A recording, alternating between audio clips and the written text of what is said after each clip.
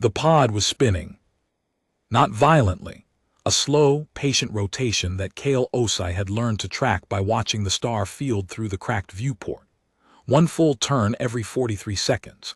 He had counted it 17 times across the last 12 hours, not because the number mattered, but because counting was something to do while the air grew heavier, and the heating element on the port wall ticked down degree by degree toward the threshold where Keshari physiology would start to fail.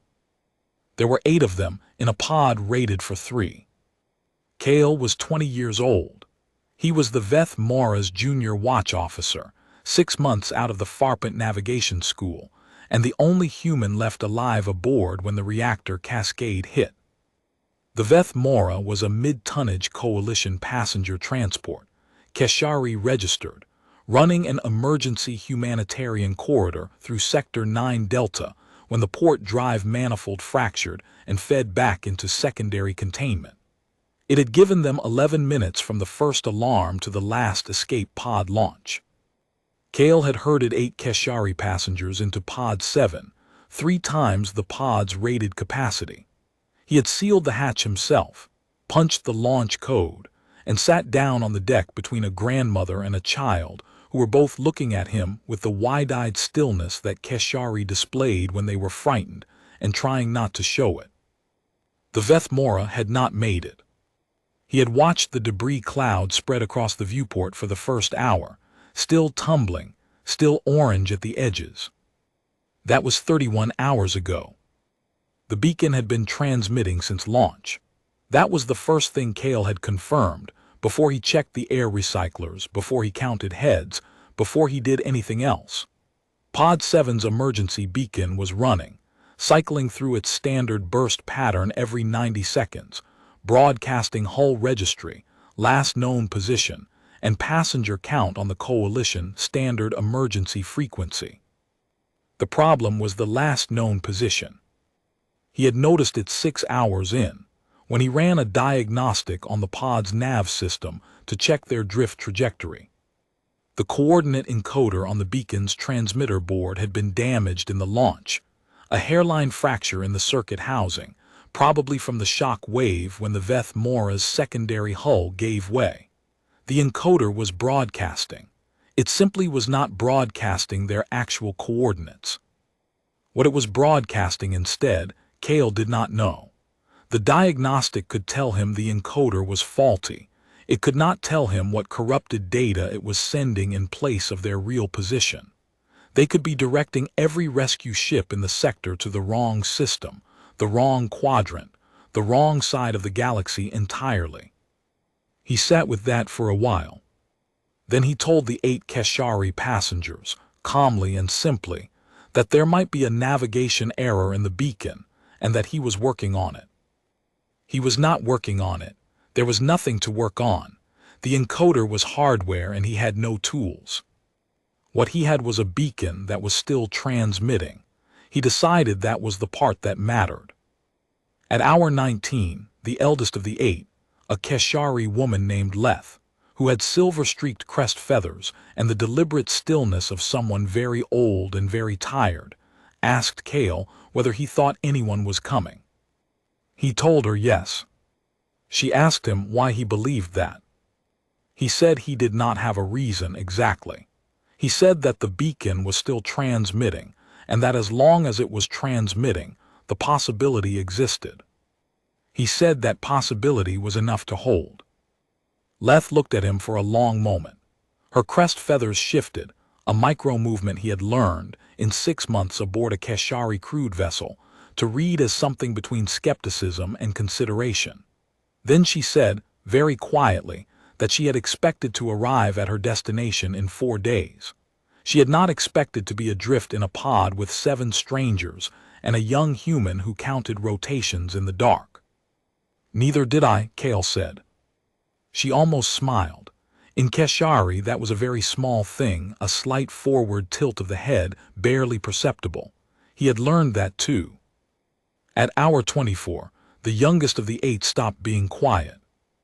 He was perhaps 4 years old by Keshari reckoning, a child named Sarat, traveling with his mother, who had a long fracture along her left forearm from the launch impact, and had been holding herself very still for most of the 31 hours in a way that told Cale she was managing more pain than she was showing.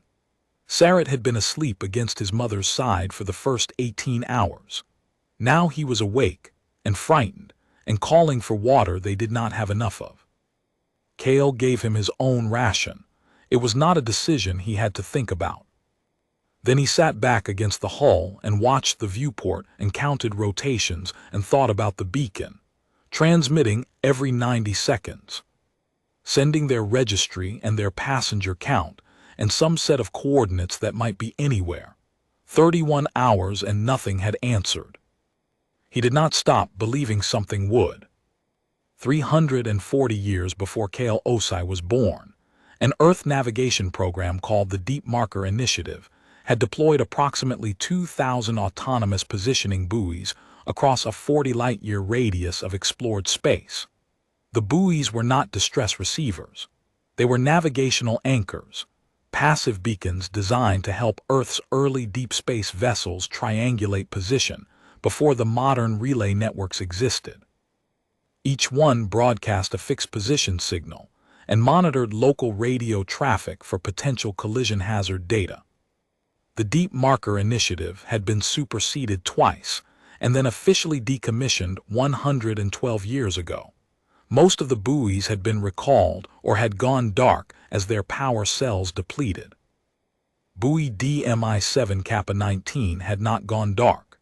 It sat at the edge of Sector 9 Delta, partially obscured by a Lagrange drift cluster, running on a backup isotope cell that had been rated for 80 years and had quietly refused to stop. It broadcast its fixed position signal to no one, and it monitored local radio traffic for potential collision hazards, and it had been doing both things continuously for 3 centuries without anyone checking on it. When Pod 7's emergency beacon fired its 90-second burst, DMI-7 Kappa 19 intercepted it. The buoy's collision monitoring protocol flagged the burst as a potential navigation hazard. A vessel in distress was a navigation hazard, and dutifully rebroadcast the full signal packet on its own frequency, which was Earth's old deep space navigation band. 7 Kappa, deprecated from active use 104 years ago. It had been designed to do exactly this. It did not know 104 years had passed since anyone was supposed to be listening. Lieutenant Sina Briggs was 28 years old, and she was 11 hours into a routine sector transit aboard the patrol corvette EPS Ardent Watch when her comms system flagged an incoming signal on the 7 Kappa band. She stared at it for a moment. The 7 Kappa band was not on any active monitoring list. It was not supposed to be on any active monitoring list. The EPS Ardent Watch was monitoring it because its comms array had been installed 3 years ago by an Earthside contractor, whose software package had included every frequency ever used by any Earth navigation system, active or not, in a default passive scan profile that nobody had bothered to strip out. The signal was a coalition emergency beacon burst. Hull registry VMO 4421, Veth Mora, Keshari registered passenger transport. Passenger count, 8.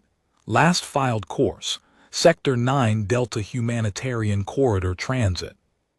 The position data was corrupted. The buoy's rebroadcast had included the original beacon's faulty coordinate string, which appeared to place the Veth Mora somewhere inside a gas giant in Sector 14 Gamma, which was clearly wrong. But the hull registry matched a vessel that had been in Sector 9 Delta, and the drift calculations from the last known position gave Briggs a search cone. She called her navigator. Her navigator ran the numbers. Then she called her commanding officer. "Skipper," Briggs said, 8 survivors adrift somewhere in a 60,000-kilometer search cone in 9 Delta, broadcasting on 7 Kappa through an old Earth buoy. Nobody else is monitoring 7 Kappa. "Turn us around," her commanding officer said. The EPS Ardent Watch was 11 hours away at standard transit speed. At full burn it was 4 hours and 20 minutes. Briggs went a full burn.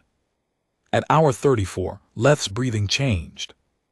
Cale heard it before he saw it, a shallowness, an irregularity, the sound of a respiratory system working harder than it should in air that had too much carbon dioxide and not enough of whatever the Keshari equivalent of oxygen was. He did not know enough Keshari physiology to do more than notice. He moved to sit closer to her, and he kept talking, not about anything important, just talking, because he had learned in the first 18 hours that Keshari in distress responded to voice the way humans responded to contact, a steadying presence that did not require words to carry weight. He told her about the navigation school at Farpent. He told her about the instructor who had failed him twice on orbital mechanics before passing him on the third attempt, with a note that said he calculated trajectory by instinct rather than procedure, technically incorrect but too consistently accurate to penalize. He told her about the 6 months aboard the Vethmora, learning that Keshari passenger transports kept a store's locker on level 2 with something called red vine tea that tasted like metal and also, inexplicably, like home. Leth listened with her eyes half closed and her crest feathers low and still. Sarat the child had fallen asleep against Cale's side at some point in the last hour. He had not moved him. At hour 35.5, the passive scanner on Pod 7's console produced a single soft tone. Cale was across the pod in 2 steps. The scanner was not sophisticated. It was designed to detect active drive emissions within a 50,000-kilometer radius and alert survivors to incoming vessels. It was not designed for precision. What it showed him was a blip, bearing 41 Mark 12, closing at a speed that told him the vessel was burning hard. One ship moving fast, coming straight at them. He rechecked the bearing. He rechecked the speed calculation. He stood in the center of the pod with his hand on the console and felt something unlock in his chest that had been locked for 35 hours. "There's a ship coming," he said. The 7 Keshari survivors looked at him. Sarat, now awake, looked at him with the absolute uncomplicated trust of a child who had no framework yet for doubting the human who had given him water. "One ship," Cale said, "moving fast, it's coming toward us." The EPS Ardent Watch found them 42 minutes later. Briggs came in on a precise intercept burn and matched their rotation without being asked. The corvette's pilot had figured out the pod's tumble rate from passive observation and adjusted without a word, so that when the docking collar connected, there was no grinding impact, just a clean seal and the hiss of pressure equalization. The hatch opened. A human medic came through first, and behind her a Keshari crew member in an Earth Patrol uniform, which Cale would later learn was because the Ardent Watch's crew included 2 Keshari nationals and Briggs had thought ahead. Leth went out first. The medic had her on a portable support frame within 90 seconds of seeing her, speaking quick clipped instructions that Cale did not follow because they were in a medical dialect he did not know, but the urgency in them told him Leth would be all right, that she had been found in time.